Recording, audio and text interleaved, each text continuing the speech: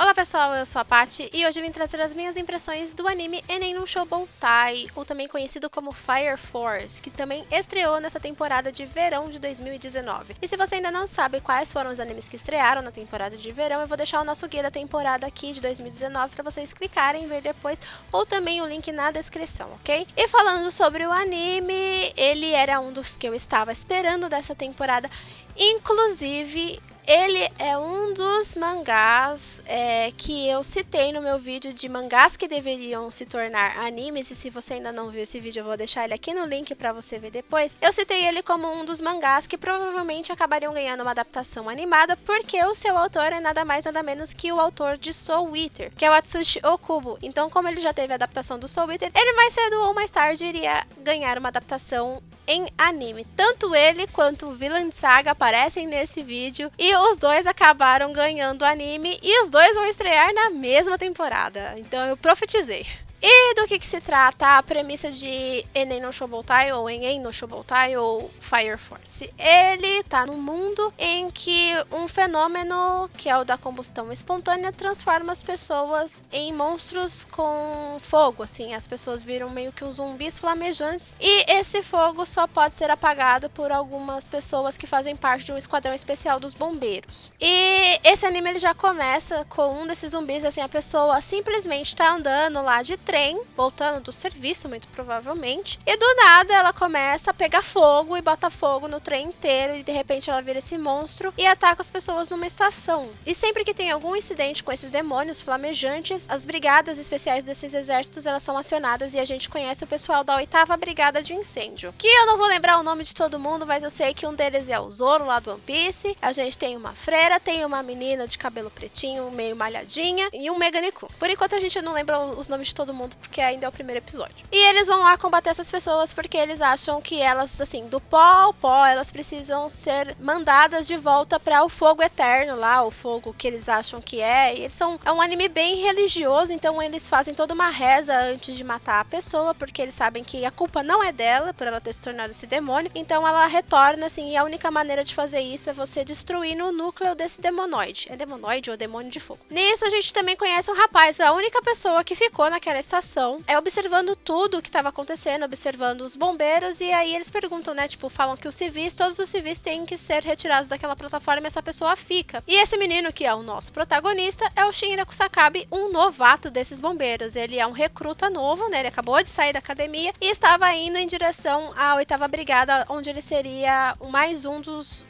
bombeiros. Pessoal, e ele é dublado pelo mesmo dublador do Asta, tá bom? Então, vocês lembram que vocês reclamaram tanto do Asta, e o Asta evoluiu muito como dublador, porque ele está dublando perfeitamente aqui. E também no Black Clover, né? Porque o Asta agora ele sabe gritar, e ele está dublando perfeitamente no Black Clover também. Esse rapaz fica observando toda a comoção, ele vê esse demonoide sendo destruído, e nisso, com todo esse rebuliço que teve na estação, um dos cabos de um negócio ia cair em cima da freira. E ele, sem pensar duas vezes, queimou seus sapatinhos e foi lá salvar a freira. Ele expeliu um tipo de fogo pelos pés e foi lá e salvou a freira, e falou: olha, eu sou recruta, né, meu nome é Shinra Kusakabe.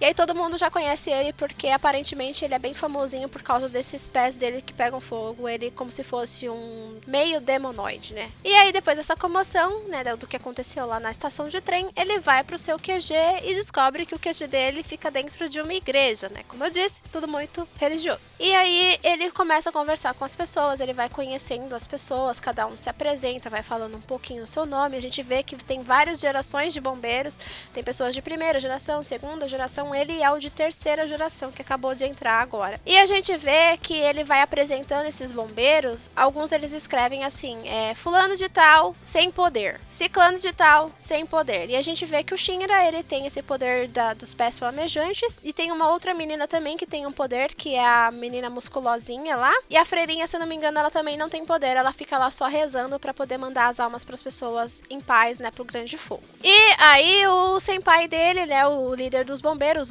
o capitão, ele começa a tirar uma com a cara dele, porque ele vai ver a carteirinha, vai ver os negocinhos dele lá, as papeladas dele, e na papelada dele ele tá meio que sorrindo, e aí ele fica achando estranho, né, porque você nunca sai sorrindo numa foto de documento, e ele pergunta por que ele sai sorrindo. E aí ele explica que quando ele fica muito nervoso, ele sorri automaticamente automaticamente. Ele fica tão nervoso que ele acaba sorrindo. E aí ele começa a provocar ele, começa a ficar bem pertinho dele, assim, provocando ele pra ver se ele dava risada até que ele ri. Ele fica com aquele sorriso amarelo, né, aberto. E aí ele fala, nossa, mano, você é muito fofo. E aí ele, fofo? Você não quis dizer nojento? Porque aí ele lembra do que aconteceu na infância dele. A mãe dele morreu e ele foi culpado. Ela morreu num incêndio. E ele foi culpado pelas pessoas dele ter provocado o incêndio porque ele tem esses foguinhos no pé. Então as pessoas acharam que foi ele que botou fogo na casa da mãe dele, que matou a mãe dele e o irmão dele. E ninguém da família queria ficar com ele porque achavam ele estranho. E achavam ele ainda mais estranho porque ele tava tão transtornado, tão abalado com a morte da mãe, que ele amava muito a mãe dele. Ele falou assim, quando ele era criancinha, ele queria ser super-herói pra proteger a mãe e o irmão. E é aquela pessoa, sabe, aquela criança doce. E o Jean falou assim que ele lembrou do Midoriya, né? E a mãe dele alimentando esse sonho, falando, ela fez uma capa pra ele de super-herói. E ela falou que ele ia ser super-herói, ele fez uma promessa que ele ia virar um super-herói, que ele ia proteger os dois. Só que aí acabou acontecendo esse incidente e ninguém queria ficar com ele porque falava que ele era nojento, porque ele ficava rindo da desgraça, sabe, assim. Ele tava lá na casa dele, que tinha virado cinzas, pó, assim, não tinha nada, só escombros, e ele tava rindo, mas ele não tava rindo porque ele era uma pessoa malvada, é por causa desse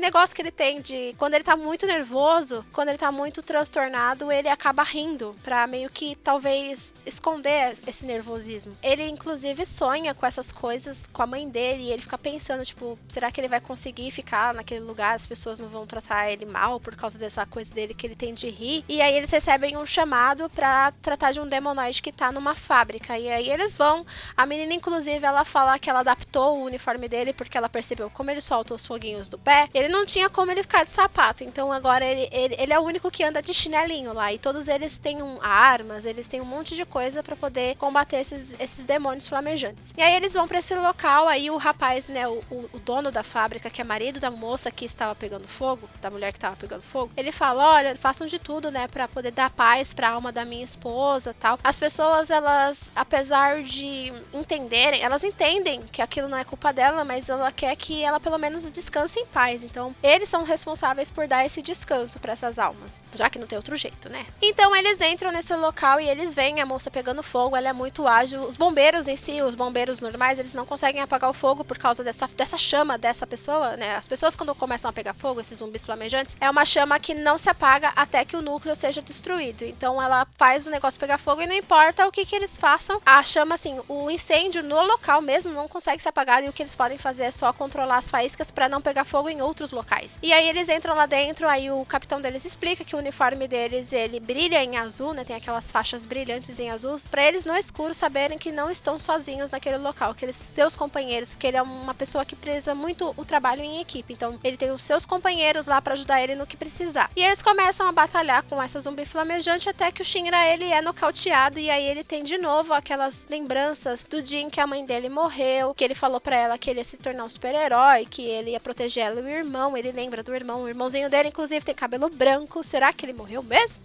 Ou ele vai ser um malvadão? Um protagonista malvadão, assim, um antagonista malvadão. E aí ele lembra que ele viu uma sombra dentro da casa junto com a mãe dele. A mãe dele só mandou ele correr, mandou ele ir embora pra ele não ser pego pelas chamas, e ficou lá dentro. E ele lembra que ele viu uma aura, um bicho lá dentro, e que não era a mãe dele. Então a gente fica se perguntando se alguém causou aquele incêndio, ou se alguém matou a mãe dele, e a mãe dele, pra proteger ele, mandou ele fugir, e provavelmente, ou talvez tenha sido o irmão que se tornou esse zumbi flamejante, e ela, pra não deixar o filho mais novo sozinho, acabou morrendo queimada junto com ele. E será que ela também era uma dessas bombeiras, e por isso que ela ficou na casa, porque ela sabia que ela seria a única que seria capaz de destruir esse núcleo do menino? Então a gente não sabe. Então ele lembra de tudo isso, aí ele acorda com uma luz branca na cara dele, uma luz azulada na cara dele, e aí ele se volta a si, e ele vê o amigo dele, o Meganiku, salvando ele, ajudando ele a levantar, falando que ele tinha sido nocauteado, e que se ele queria ser um herói, aquilo não seria uma coisa assim, tipo, ele teria que ser mais mais forte do que aquilo, teria que não ser nocauteado somente por aquilo se ele quisesse ser um herói. E aí ele vai pra batalha, eles se juntam, formam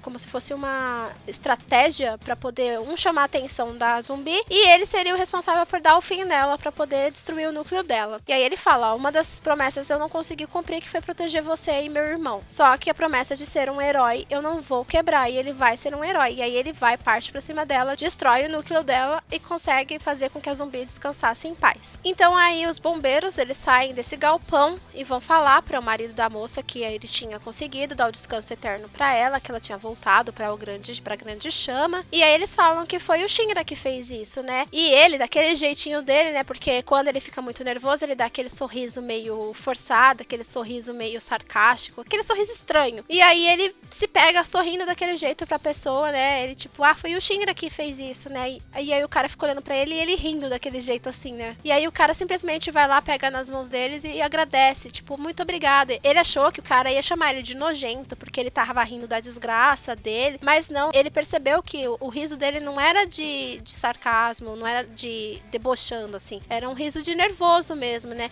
E aí ele simplesmente agradece ele pelo que ele fez, por ter dado descanso pra mulher dele, e finalmente ele conseguiu dar um sorriso verdadeiro, porque ele falou que desde que a mãe dele morreu, ele não tinha conseguido dar um sorriso verdadeiro, e nesse momento ele percebeu que ainda existem pessoas que podem aceitar ele, que vão entender ele, inclusive as pessoas do próprio esquadrão, que falam que agora ele deu seu primeiro passo pra se tornar um herói. E esse foi outro anime que eu adorei, assim, eu estava esperando que ele virasse anime, então quando anunciaram que ele ia virar anime, eu já falei, bom, esse vai ser um dos que eu vou assistir, porque eu gostava muito de Soul Eater, gente, e vou te ser sincera, eu não li o mangá do Enen no Shouboutai, porque eu já tava esperando que ele fosse virar anime, então eu queria primeiro ver o anime, como que ele ia ficar, pra depois eu pensar em ler o mangá. E eu gostei muito da adaptação, e quem tá fazendo a adaptação é o estúdio David Production, que é o mesmo estúdio de Jojo, então a gente sabe que eles têm um cuidado, apesar de ter dado uns deslizes ali na animação do Hataraku Saibou, a gente sabe que ele é um estúdio muito bom, eu gosto do jeito que eles animam, que é um jeito meio desenhado, as batalhas são fluídas e eu gostei bastante. Outra coisa que eu percebi é que no fechamento, a gente viu em específico esse fechamento mostrando como se fosse uma espécie de flashback da freirinha, daquela moça que é freira. A gente viu que ela morava num convento e de repente todas as irmãs do convento viraram esses zumbis flamejantes. Então eu fico me perguntando se cada fechamento vai mostrar um pouquinho do passado de cada personagem focalizado nesse esquadrão, nesse 8º esquadrão. E quem será aquele homem que tem a voz do Kenjiro Tsuda? Será que ele vai ser o grande vilão do anime, que a gente viu no próprio PV?